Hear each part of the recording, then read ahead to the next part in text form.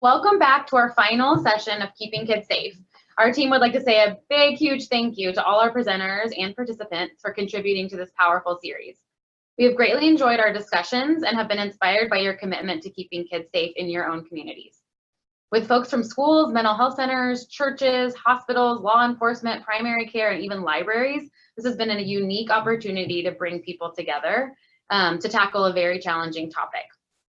And we don't want that work to stop at the end of this series. Therefore, if you're interested in being connected to other participants in your area to continue the conversation, please email Telehealth Rocks. And I think we will also email you so you can respond to that. And we will share contact information of participants in your area. Also, please let us know if you'd be willing to serve as a group leader or facilitator to lead this charge in your area. And our team will be in touch with more details soon. Last week, our discussion on hospitalization and follow-up gave us great insight into the hospitalization process, identified real needs in the state of Kansas, made connections, and revealed some new and innovative ways to help kids in crisis. This week, we'll hear from an organization committed to keeping kids safe with a program called Lock It for Love. When I was researching suicide for this series, the idea of means restriction or keeping dangerous items out of the hands of kids was something that just continues to come up as one of the best ways that we have to really keep kids safe. So we really wanted to touch on that today. And this organization provides actual tools that can help with that for families to protect their kids. So after that presentation, Dr. Steve Lassen will talk to us and talk us through the extremely difficult process of supporting survivors. While we hope that none of you will have to do this, we know how important it is to have tools and strategies ready to respond to a tragedy.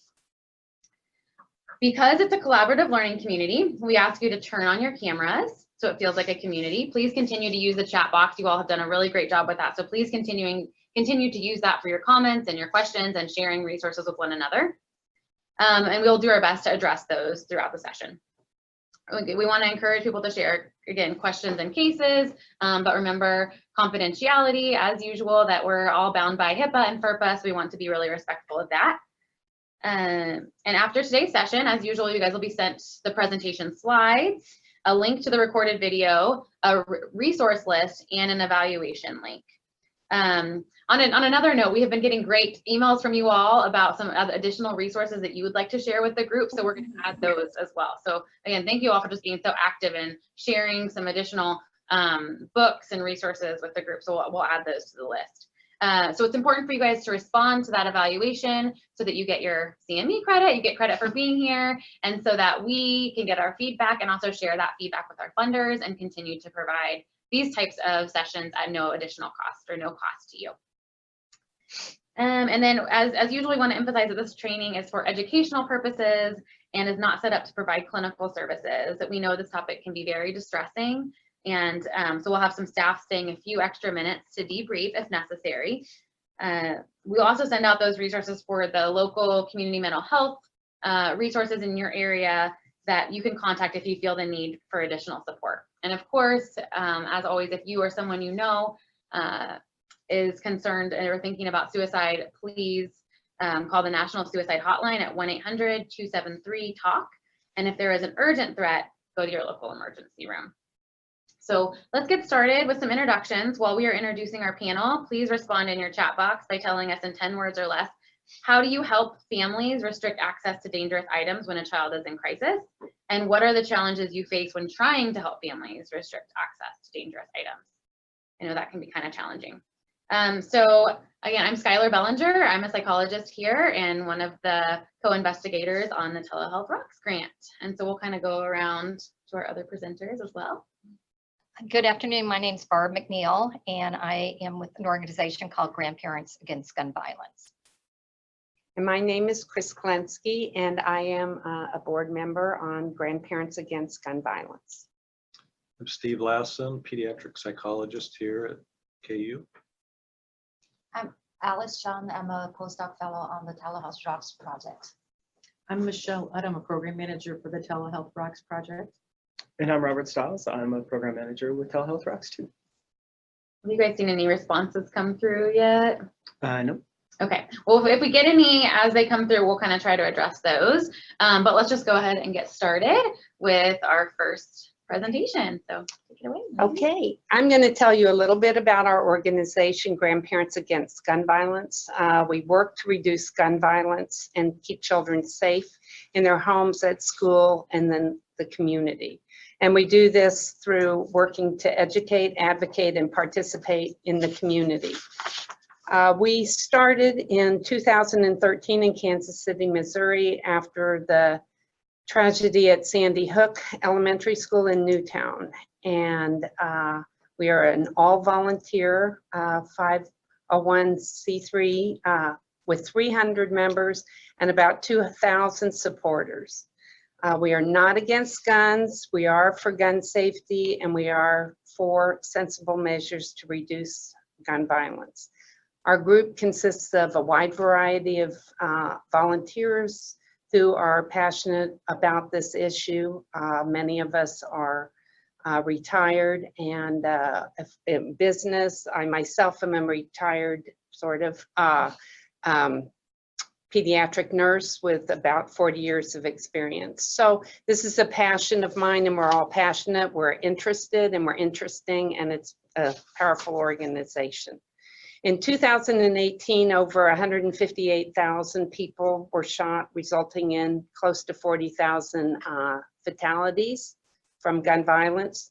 What many people don't realize is that 2/3 of these deaths were due to suicide or to accidental preventable deaths, and 1/3 were suicides. And these are simply the numbers that are the deaths. They do not tell us the survivors and the impact on our community. So we collaborate in the community. We had a wonderful student at our local high school who's interested in this issue. We're going to show you a video that she put together with various community members.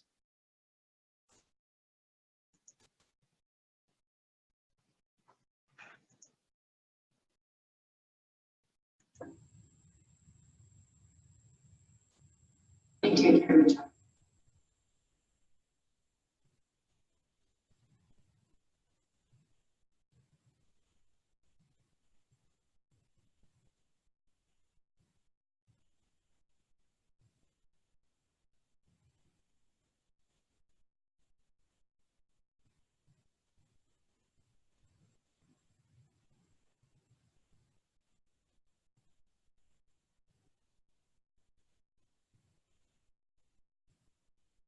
Says there's no sound. Yeah.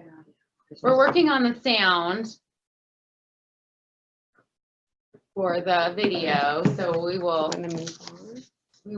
work to get that. Do we need a little bit more time on the sound? Can't we have a lot of firearms, but be so exquisitely safe with how we store our firearms that we have a much lower rate of these preventable deaths? You want to start over?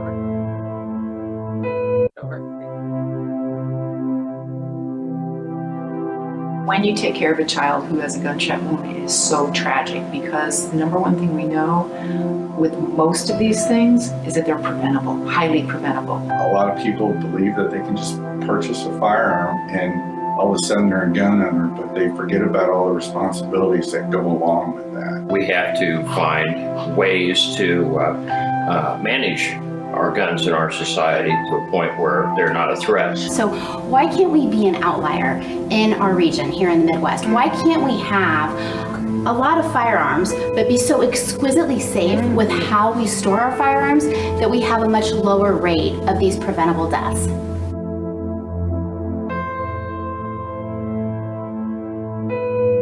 A little girl, 4 years old, unsupervised, found a firearm in a purse, and that little girl shot herself in the head. You know, we had one kid that the gun was in a bag of Nintendo controls several years ago, who took it out and shot himself. So the first kid that I ever had to declare dead in the ER was 15 years old. That day this happened, he was 15. He had a girlfriend, his first girlfriend, madly in love, and she just broke up with him on that day.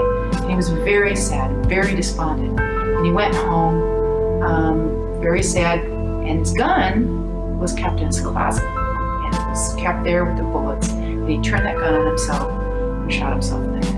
And, you know, what do you tell a parent like that? There's really a window of time when people are suicidal, between the time that they make a decision to end their lives and the time that they act. So when you think about that, you think that this kid, who was very sad for that moment, sought a long-term solution for a very short-term problem.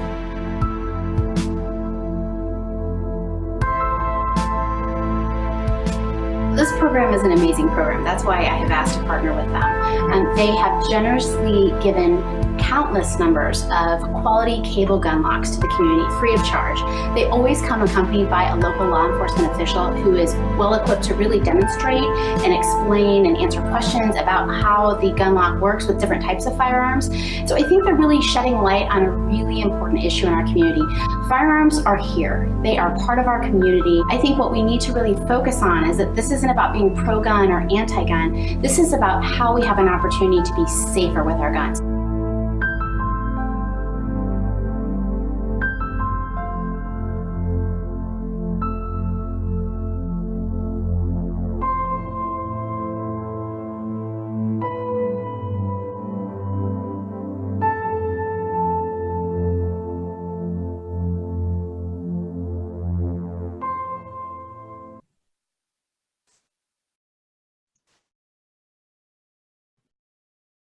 Does the audio immediately go back to us?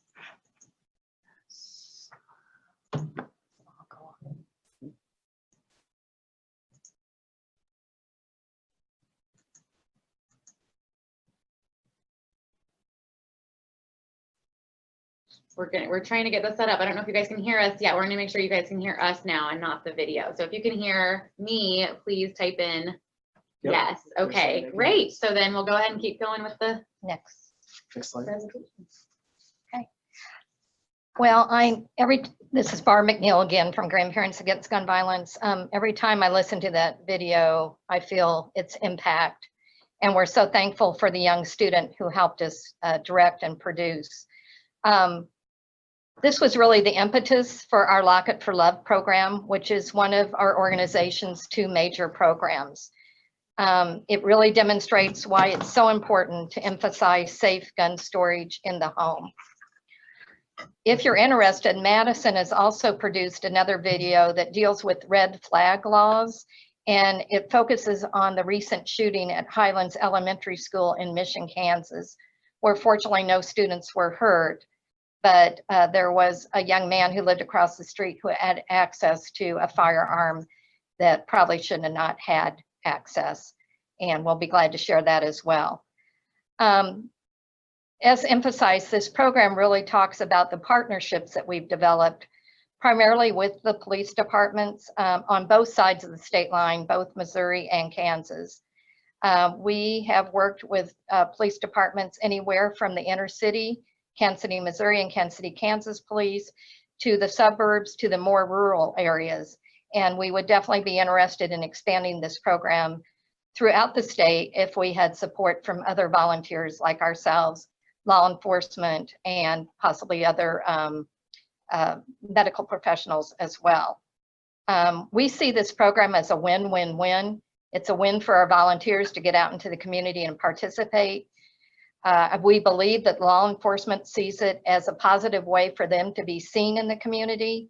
Oftentimes they are not seen positively, and the response has been very well to both law enforcement, our volunteers, and hopefully also to the attendees that come to our community events where we present our program. We're also working very closely with other organizations like Children's Mercy Hospital, numerous mental health organizations, and numerous suicide prevention groups. And go to the Barb, I wanted to stop you for a minute. We had somebody type in from a gun owner, that is a good all caps video with a great message. So I think it's good to hear. I do really feel like it's such a great video because it's really not political. It really has nothing to do with that. It's just how can we be safe, right?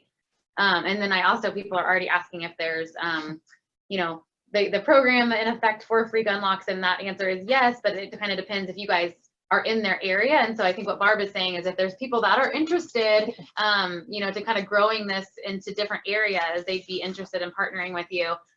We also were trying to think of creative ways that even our grant could partner and provide some funding to send people out your way and partner with your local law enforcement. So I think if that's something that's interesting to you and you guys don't have that, don't have something like that already set up, then that would be something great to either chat in now or email us, and we can work on bringing something like that to you guys. Very good. I'm glad to hear those comments. This is strictly a non-judgmental program. We do not ask about gun ownership.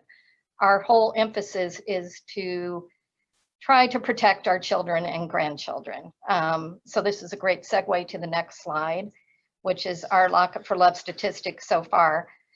This program, real quickly, was started by a group in St. Louis. I always want to give credit to them, Women's Voices Raised for Social Justice in 2015. They came to us 2 years later and asked if they could expand it to the Kansas City side, which we did after a lot of research. We wanted to make sure there was a need in the community and that we would receive support.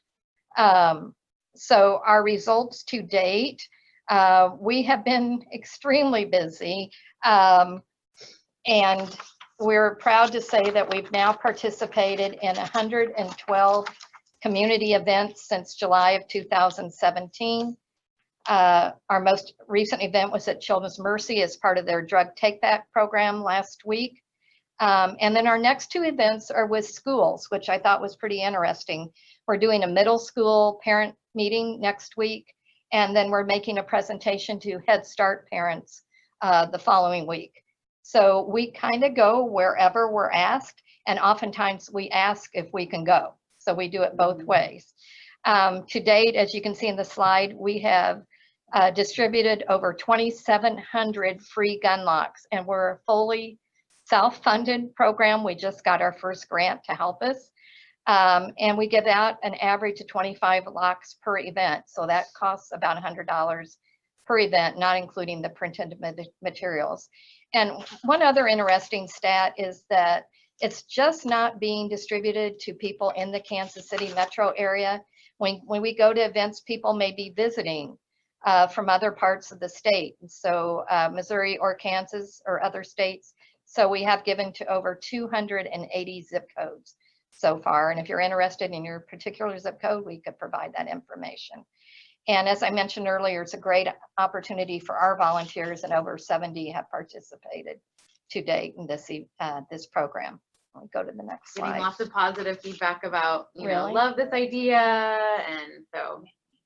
Great. So this will give you a visual of what it looks like when we go out to an event. We always have two volunteers. One's called a captain, that's an experienced volunteer, and one might be a newbie.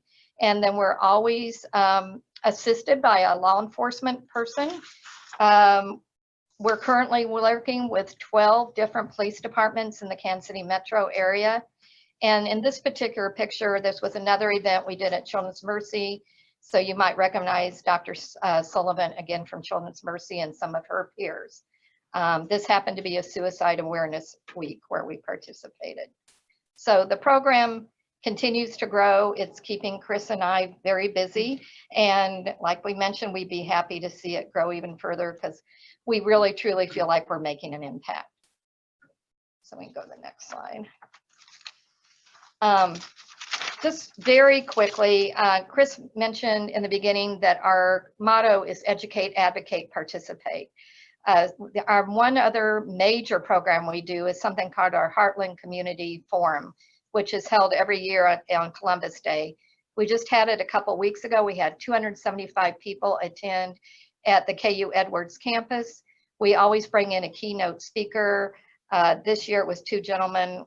One gentleman's grandson shot and killed another gentleman's son as part of a gang initiation process over 20 years ago. And together they formed something called the Camisa Foundation, where they go to schools and educate about forgiveness, conflict resolution, and how to work together. And we're hoping to implement this program in schools in the Kansas City area. We also have monthly meetings with speakers from a variety of topics, anywhere from suicide awareness, domestic violence, conflict resolution, Second Amendment legislation, and we have about 70 to 80 people that attend these monthly meetings. And we go to the next slide. The other thing is the resources that we provide, the printed materials, and I think there'll be links to these printed materials after this. The one that we've had a lot of interest in is called our Words Matter Gun Thesaurus.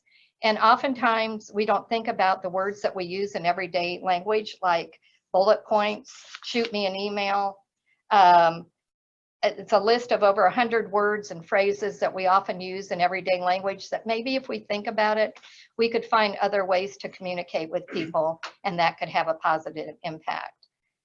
We also have a fact sheet that gives all kinds of information about current legislation, current statistics, suicide facts and figures, and that's available to you as well. We'll go on to the next one. So the other area where we're trying to make is advocating, and I call it advocating and collaborating. We work with students groups like Students Demand Action and Moms Demand Action. We've become known, I don't know if you can see on the camera, as the orange shirt people, older people, more mature generation. And then the Moms Demand Action are known as the red shirts. So we oftentimes are seen together at events, advocating at marches, at vigils. Our board president and founder, Judy Sherry, has kind of become the go-to person for media interviews. And we are happy to participate on panels, task forces, etc. I'll go to the next slide. And I'm going to turn that back over to Chris, and thank you very much. How can you get involved? Well, hopefully you're already involved or hooked in a little bit. It's a really vibrant organization. We welcome you to our monthly meetings, which are the fourth Monday of every month in Prairie Village at a church there. You can be trained to become a Lock It for Love volunteer. We have a website and we have a monthly newsletter.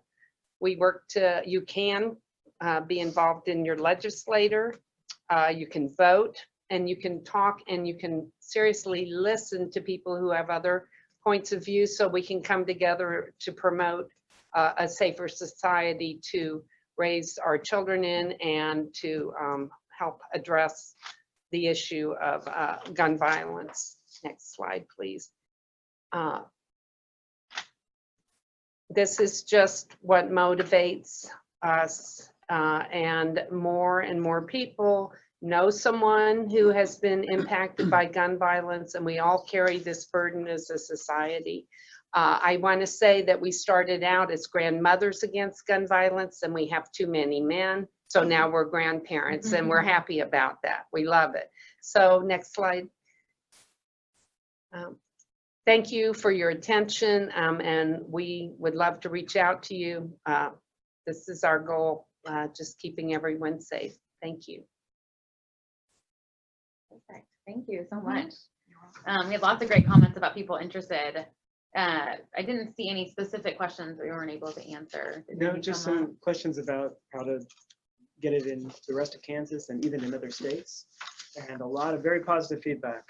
So they're especially interested in the links and the thesaurus and the other information. So we'll send out those links as part of the resource list on Monday, along with the video and PowerPoint from today. Wonderful. Thank you again. And again, like those, our idea for sort of action groups or work groups, this would be a great even first step of like kind of partnering with them to figure out how to bring this. I know a lot of you all are not in the KC metro area, so figuring out how to sort of bring this and expand this into your area, I think that there's a really great opportunity for that. So thank you very much. All right, we'll hand it over to Dr. Lassen, who's going to talk about supporting survivors. Thank you again, Barb and Chris, for your time and effort on this. It sounds like a wonderful program. Kind of a nice segue to what I wanted to share with you today, which was more about how to support those who have experienced a suicide loss. And I think that this is a great way to end the series. I'm very glad that this got in the series at the end.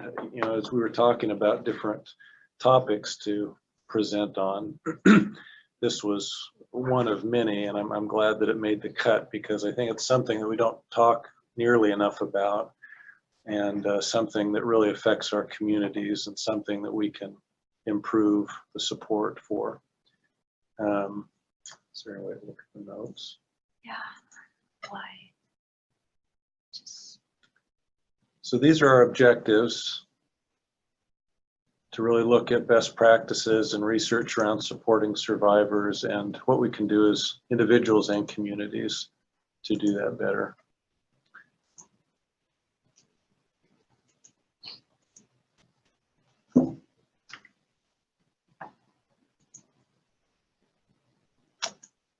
So while Alice is doing her magic, trying to One of the questions, get the so notes. I know you guys work in Kansas City area, but do you know of organizations elsewhere in Kansas or Missouri and other areas of the state? Yeah, I think I briefly mentioned Women's Voices Raised for Social Justice in St. Louis.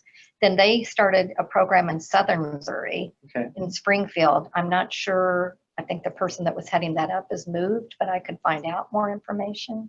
So other than that, I mean, we're a standalone organization, but we certainly could share and communicate how we do this program. Well, I think there's a lot of interest in hearing about that, so we'll be following that. Are there any other questions before we Go ahead. transition over? Okay. So I apologize, I'm not sure what you're seeing, but I'm going to go ahead and just share some things with you. So suicides produce this really broad wake and ripple effect. If you can imagine the number of lives that are affected by suicide, sometimes we just think about the immediate and even extended families who are affected, but it goes far beyond that into extended family relations, friends, co-workers, mental health providers, teachers, clinicians. There's a whole community that's really affected by suicide. A recent study demonstrated that about 48% of individuals are exposed to a suicide. And so, you know, think about half the people that you interact with on a daily basis have been affected by a suicide potentially. There was one other estimate that suggested that 115 people are exposed or affected by every suicide. And so again, so we have a lot of individuals that we really need to be aware of and are trying to support better. One of the risks that we know in terms of suicide exposure is that individuals are much more likely to meet criteria for a depression or anxiety disorder. And so there's some real risks here. There's some other data to suggest that suicide attempts are more common in individuals who have been exposed to another suicide. I think one of the things that makes it really difficult to support these individuals is that suicide is a really unique kind of loss. There still persists this stigma of suicide that I think is getting better, but it still prevents us from really supporting individuals who are left behind. I've worked with a number of families who are very hesitant to even disclose the nature of the death for fear of there being questions or some negative responses from the community. Loss by suicide is a very unique loss. There's a lot of shame, there's a lot of isolation, there's a lot of questions that remain. That's another theme that I see in individuals that I work with, is that oftentimes there are a lot of questions that remain unanswered. And that just adds to the difficulty of coping with that loss. Children are perhaps the least equipped to understand suicide and manage its effects, as we think about especially young children who are not even developmentally able to understand the finality of death and death as a construct. Trying to understand someone who took their own life is very challenging for kids.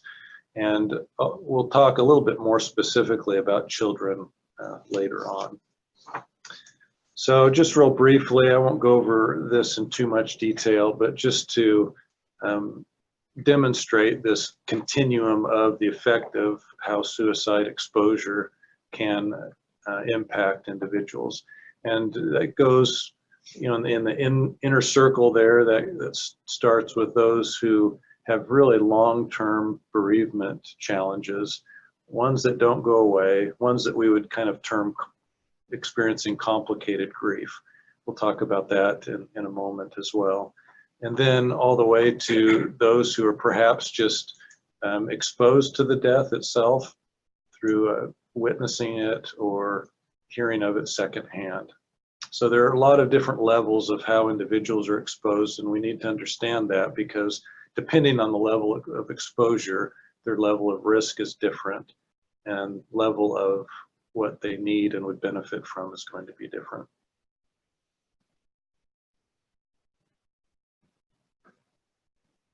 Next slide. Okay, so when we think about those who survive a suicide loss, the grieving process structurally is in many ways very similar to other unexpected or violent deaths. Survivors of suicide, those who have survived a suicide loss, rather, are more likely to grieve longer and more intensely, but the structure of it seems to look about the same. As we mentioned a little bit before, the grieving process is complicated by the shame, guilt, and confusion that is often associated with suicide. And then complicated grief, I mentioned that in the previous slide, but complicated grief is really a prolonged grief reaction, one that typically would last a year or longer, one that would really impair an individual's daily functioning, and one where there's just a lot of prolonged, very deep, painful sorrow that the individual feels. So this is a type of grief reaction that we really need to be mindful of, and again is more common in suicide loss. Okay, next. I wanted to highlight just a couple of resources that you could all maybe look more into for your individual settings and needs. One is from the American Foundation for Suicide Prevention. It's a toolkit specifically for schools and how schools can manage the suicides that may occur with students in the school. And there are a number of different areas that this toolkit provides really good resources for. One is just how to respond to the crisis, how to utilize the school's resources to manage the initial hours and days after a suicide occurs. Helping students cope, again, not only working with the mental health resources within a school, but also the teachers and the administrative assistants, all of those who have some sort of touch with children, what they can do to help children cope. Working within the broader community. Obviously, schools exist within a broader ecosystem and community, and so it provides some really helpful information for how to partner with the community. And one of the ways that we do that is through different ways of memorializing the student who has died.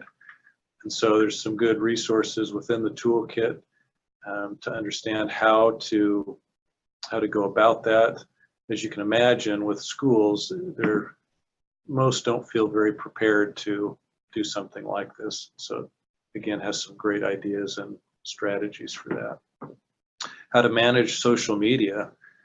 Social media really is like a wildfire after something like this happens.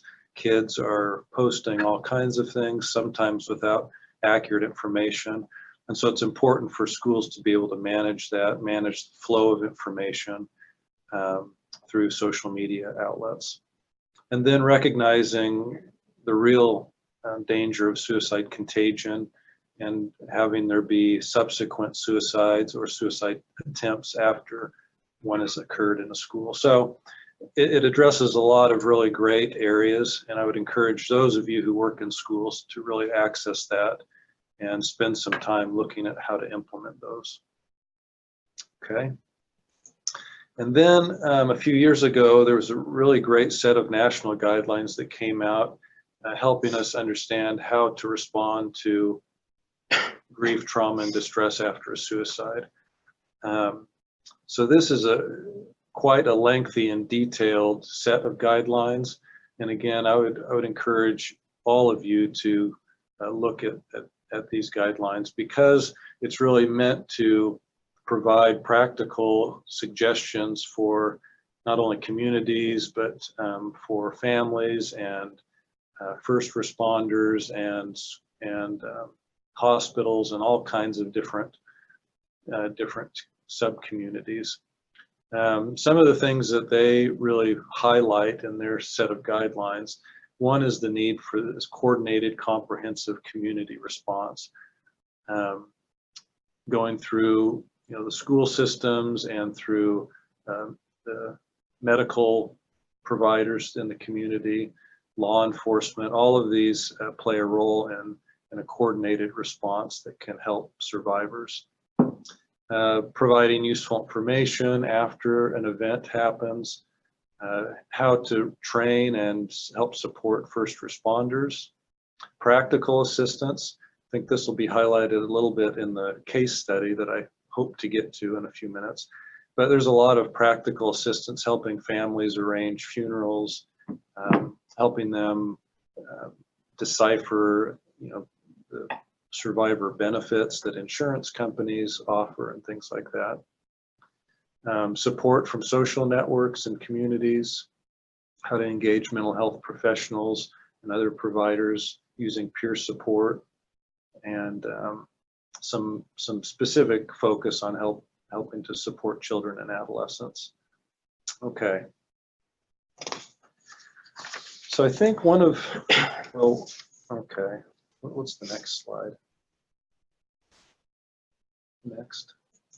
Okay, looks like we lost a few slides in there. We'll go back to the, one of the things I wanted to kind of highlight and just kind of put it on everybody's radar is something that's called trauma-informed care. Some of you may be aware of that approach. I think it has a lot of interesting connections with what we're talking about with suicide loss.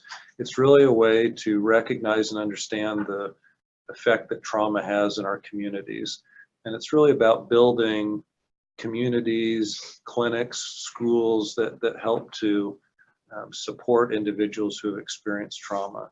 And so I just wanted to highlight that very briefly as a concept that I think is helpful in our thinking about how to support those who've been through suicide loss. So how do we support specifically those who've been through loss? So one of the really critical things I think that's important is to really see the family unit as a system. Sometimes we deconstruct the family into its individual parts, but the family is really a system where changes in one aspect of that system affect the others. And engaging the family system is a really critical part of supporting individuals. We can't do that just with the child or just with the parent. We really have to see the whole family as the primary unit. For those of you with interactions, whether in a clinic or school, asking individuals who may have been exposed to the suicide about changes in mood and behavior. Not only asking about those, but being aware of changes that might occur. I know I get a lot of questions from individuals about what to say to individuals who have experienced something like this. It can be very uncomfortable and awkward. You want to say something helpful and you're afraid to say the wrong thing. Well, some of the things to avoid would be statements, unfortunately, that come pretty easily to mind when we're trying to help comfort and support someone. Saying, I know how you feel, everything happens for a reason, at least you have your other family members. These are some of the things that can slip out of our mouths pretty easily when we're trying to say something helpful. But clearly a lot of these things just aren't helpful. And the other thing to keep in mind is that individuals who experienced a loss like this tend to be kind of hypersensitized to what people are telling them, especially if it happens after a suicide. So understand that people will respond more intensely to the things that are said to them than they may have otherwise. On the other hand, I think it's good that we not overthink this. I think if we are approaching it from a caring, sensitive way, and that we just are there to listen, I think a very helpful statement here on the slide would be something like, I don't know what to say, but I'm here for you. That would be a great beginning to some conversation and supporting an individual. Sometimes we don't know what to do, and we kind of think we can't do anything until we get some sort of clearance or consent from somebody. But oftentimes, especially if we have a good relationship with the person, that we can just do something. We can go do some yard work for them. We can provide a meal. We can offer to drive them somewhere. We can do something. Encouraging individuals to take care of themselves, families, children, whoever our point of contact is. Important that we not avoid using the person's name that has died. It's very healthy and very important for the survivors to be able to reminisce and share good memories. And then obviously encouraging them to seek professional help if there's some additional concerns. Okay, so let me talk a little bit about supporting children and adolescents specifically, and then we'll move into a case study that we'll end our time with. So very important that kids and adolescents get very honest information. I talk with a lot of parents especially who are hesitant to share the truth with their children, sometimes because they're afraid of what additional questions might be asked, sometimes because they assume that kids can't handle the information. But generally, honesty is the best policy with these kinds of situations. Really important that we're listening to kids and giving them space and time to talk about what this has been like for them. Children thrive on routines and consistency. And so as much as possible, we want to keep their lives about the same as they have been. Obviously, there will be disruptions, but especially bedtimes and morning times, school activities like those are really key parts of how kids cope and find comfort. Giving kids choices and within reason, but giving them options and choices will help them cope with what's happening. Creating, maintaining rituals around holidays and anniversaries. Those are very emotional times for families and survivors. And it's been interesting to me to see the kinds of anniversaries that families respond to. So anniversaries like the day of the funeral, not just birthdays, not just dates when the event happened, but all kinds of different anniversaries that families connect with emotionally. So those are very key parts of coping and with the event and helping kids adjust to that is helping them be parts of holidays and anniversary activities. Remembering and talking about the person who died, making time for play and relaxation. Kids work through play and other kinds of activities like that, so we need to make sure they have plenty of opportunity to do that. And then coordinating support with schools and other important social networks. So just a few other ideas in terms of how to support kids. Maybe I'll make just one other remark before we move into the case study, and that is that kids are incredibly resilient. We talked about being resilient a couple of weeks ago, but it's been just remarkable to me how well kids thrive and do after losses like this. So On the one hand, there are some risks, but on the other, I also don't want to convey a doom and gloom kind of message, because kids do just really do well generally over time, these kinds of things. Okay, next. So let me tell you about James. James and his family. This is a family that I actually am currently working with. James was 5 years old when he presented to my clinic with his mother, who was referred to me by his primary care provider after father's apparent suicide just 2 months prior. And I put in apparent suicide because, as we've been talking about, there's some discrepancy about what happened, and among family members, there still remains a lot of skepticism about how it happened. But the evidence seems to suggest that it was a suicide. Mother was very concerned about James's coping, but also seeking support for herself. And as you'll see as we move along here, most of my efforts initially really revolved around helping mom cope and adjust. And again, that was partially based on this recognition that James couldn't thrive unless mom was doing well. And so I felt it was very important to spend time helping her make all of these transitions herself. Just one change really since father's death, by the time he came to me, was noted that he was just more emotional. And school and mother were both reporting that. Okay. In terms of James's history, he really didn't have anything very significant. He was healthy, developing as he ought to. He didn't have any psychological history. He was doing well in school. Teachers reported some increased distraction and emotional lability, which are fairly common changes after something like this. There was really a significant history of conflict between mom and dad, and that was something that was really driving the guilt that mom was feeling. Actually, mom had been staying at grandmother's house for several days with the children just when the suicide occurred, because of the conflict that mom and dad were having.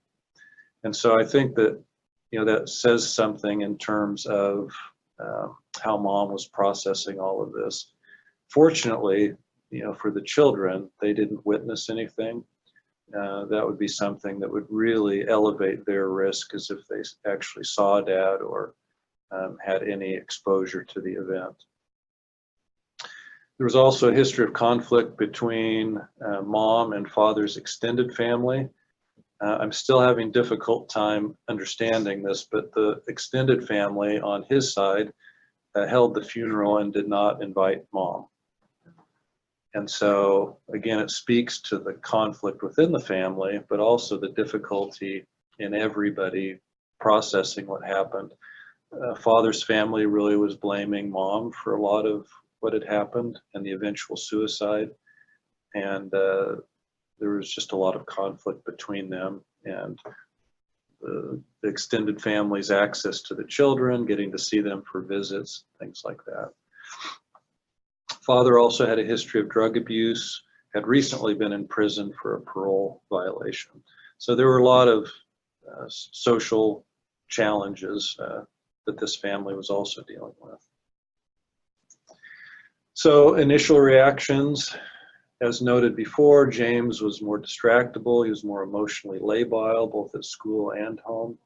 Mother was feeling very guilty about father's death. She was angry with father's family for how they were treating her, and in her opinion, not being understanding of what she was going through.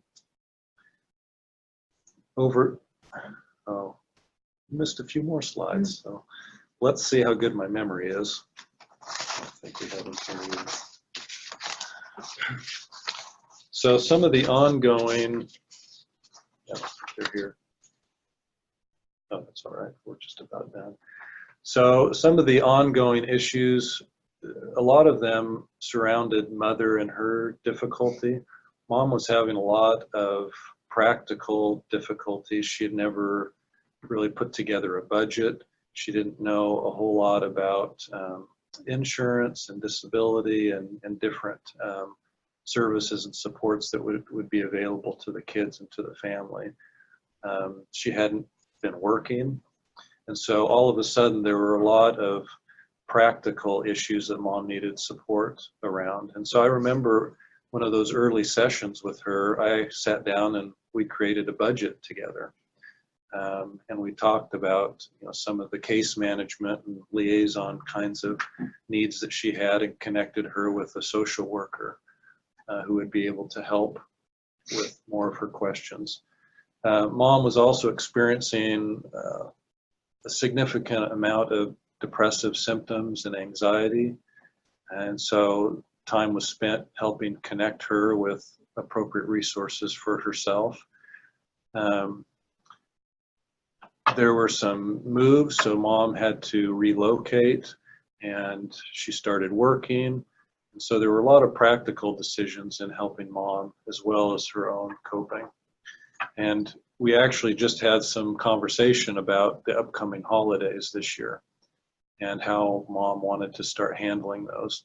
And I could tell, I brought this up with her, and she gave me this look like, I wish you hadn't even brought that up, because I really don't want to think about Thanksgiving and Christmas and what those are going to look like. But we started developing a plan around how that was going to work. So again, a lot of practical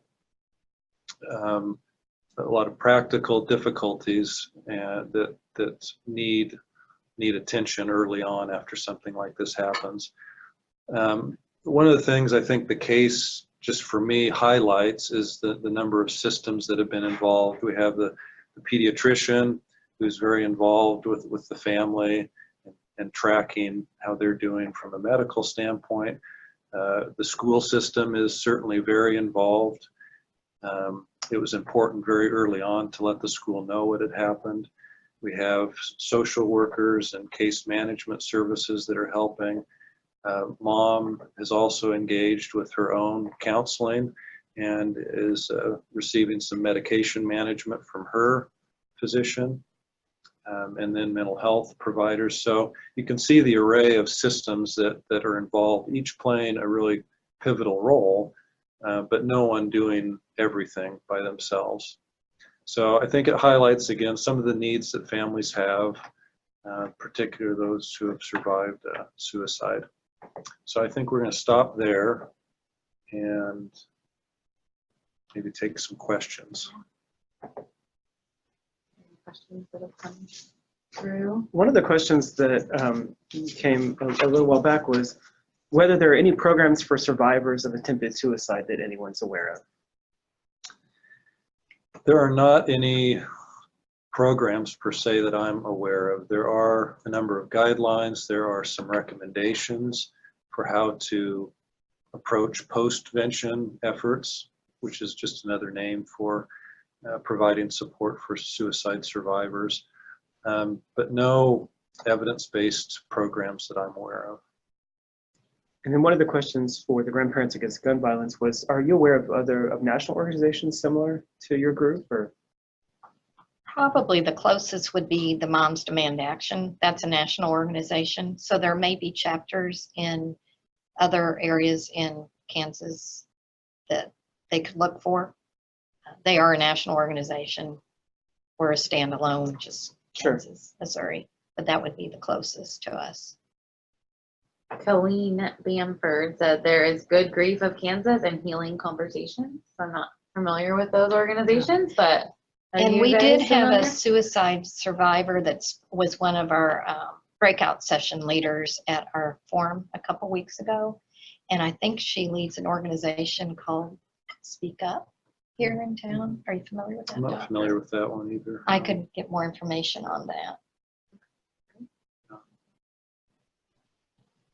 I thought it was interesting from the case, just that the approach of supporting the parents is really supporting the child. And we talk about that with so many different things, but I think in this case, especially, so did you have to encourage mom to get her own counselor, or was that something that, that she was doing on her own? It was really kind of over time. I think mom initially didn't have the bandwidth to really think about a whole set of services for herself. Her initial thought and concern was for the kids. And so, initially I provided some of those supports, but over time, as things have stabilized a little bit, then she's been more open to receiving her own support and has done a great job doing that. But it is interesting, James and his younger brother, they're doing quite well. Mom's struggling a lot more because, as an adult, she has access to more information and is processing things in a different way. The kids, for their part, they're going to school and going trick-or-treating and doing what we want kids to be doing. So yeah, it's really helping the mom in this case, I think, more than anything. And we know that the kids generally will be affected by how their parents are doing when they're involved in kind of a traumatic event. So really important that we're supporting these parents. Is there any difference for how to interact with a child, excuse me, of different ages? And it's also, talking about James, who was 5, as he grows and ages, I mean, what would your recommendation be in terms of talking about what happened with his father? Well, that's a great point, because it's almost like kids are re-traumatized or re-exposed to the event when they hit every subsequent developmental stage. So at each developmental stage, they're processing things differently. Their brains are different fundamentally. And so at each of those key developmental transition points, they're thinking about the event in a different way. And so it's almost like we have to go back and re-educate and reassess them periodically as these times are coming. And so obviously as kids get older, they can manage more information. And by the time most kids who are developmentally doing well, by mid to late adolescence, they can handle much more information and much more on par with what adults are, what they have. So it does change over time, and the needs and the reactions change too. If we had another hour, we could talk Absolutely. about We're running a little over time. I did want to ask one last thing just came to my mind as far as activities that you do therapeutically that like people could do in the schools. I mean, I know there's like for closure, letting balloons go, or picture, like, is there certain other things that you would recommend that would be healthy just that people could do with kids? Yeah, well, I think initially the easiest and most effective things that we can do are to listen, to provide an open space for kids to just process in the way that they want. One thing that you have to really guard against is assuming that kids are going to respond in a certain way. We really have to wait and kind of observe and hear from them about how they're responding to it. So it's unhelpful to rush in prematurely and assume that kids need this, or this. So I think a lot of open space to talk, play, arts, crafts, those kinds of things are really important ways that kids process information. And so providing opportunities for that. As things move along, there are some of these other kinds of interventions that help, like releasing balloons, thinking about how to remember a parent. But initially, I would say you really need to stick to some of those really easy, basic ideas. Thank you. Well, we are out of time. It was such a great discussion. I just want to thank you all for participating in this series. Please be on the lookout for follow-up emails from us and for future ECHO opportunities. As mentioned before, we hope to help connect you all to keep this work going in your communities. In addition, we hope to provide some more ongoing and individualized support to individuals interested in addressing challenging behaviors. So we're gonna switch gears a little bit starting in January and do a more kind of individualized targeted behavior ECHO. So keep your ears open and your emails open for that. We can't thank our presenters and our participants enough for making this series a success. We know that you will all continue to do your great work to keep kids in your community safe. So thank you, thank you.